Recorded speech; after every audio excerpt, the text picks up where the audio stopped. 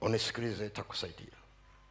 Kama Mungu alijua ya kwamba huu mti una madhara kiasi hicho, kwa nini aliupanda? Kwa nini alipanda mti ambao alijua mtu wake akila atakufa? Yeye alitukusudia tuwe na mti wa uzima. Huu wa pili aliweka wa nini?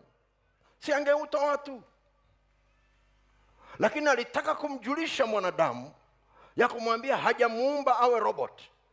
Alikuwa anamjulisha mwanadamu kumwambia ya kwamba ulipokuwa unaletwa duniani tayari kulikuwa na aina nyingine ya maisha ambayo ilikuwa inaletwa na nguvu za yule mwovu Shetani.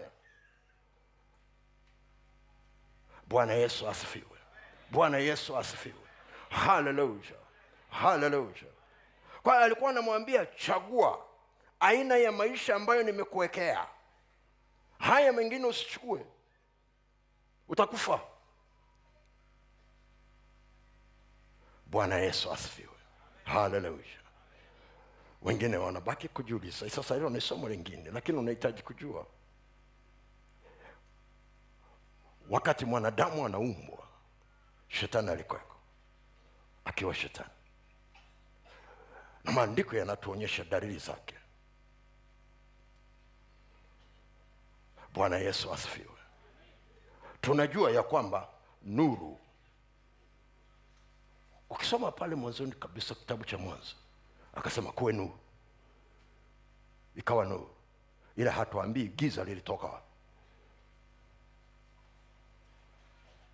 Nasi tunajua ndani ya Mungu hakuna giza, kwa hiyo haiwezekani lilitoka kwake. Biblia imenyamaza. Unaona tu akisema kuwe nuru.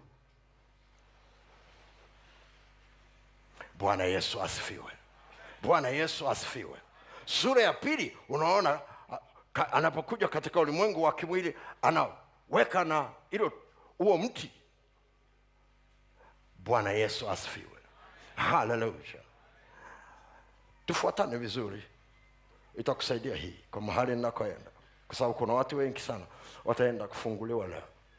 Bwana Yesu asifiwe. Bwana Yesu asifiwe. Hallelujah.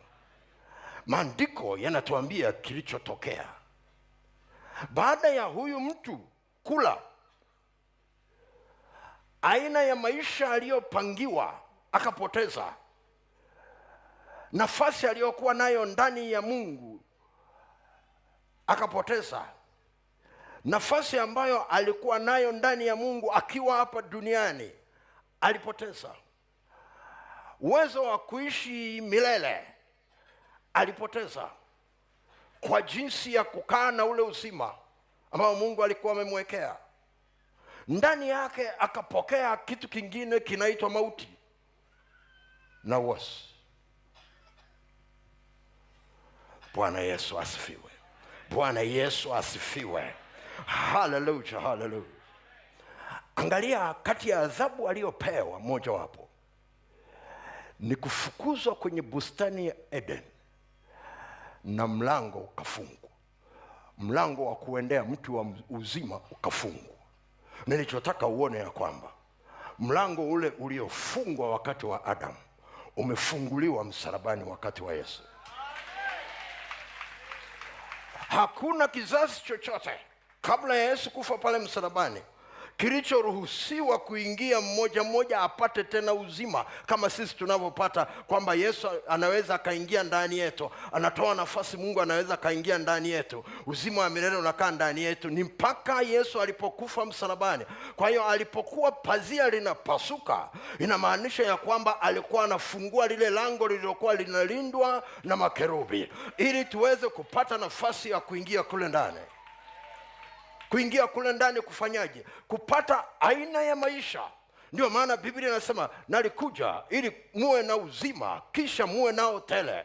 Maana yake kati ya kitu ambacho Yesu alileta ni aina ya maisha ambayo Mungu alikusudia kwa ajili yako. Ni lango ambalo limefunguliwa kupitia kwenye msalaba, na kilichobebeshwa kupita kwenye msalaba ili kukupa aina hiyo ya maisha ni chakula. Tuangalie jambo la tatu.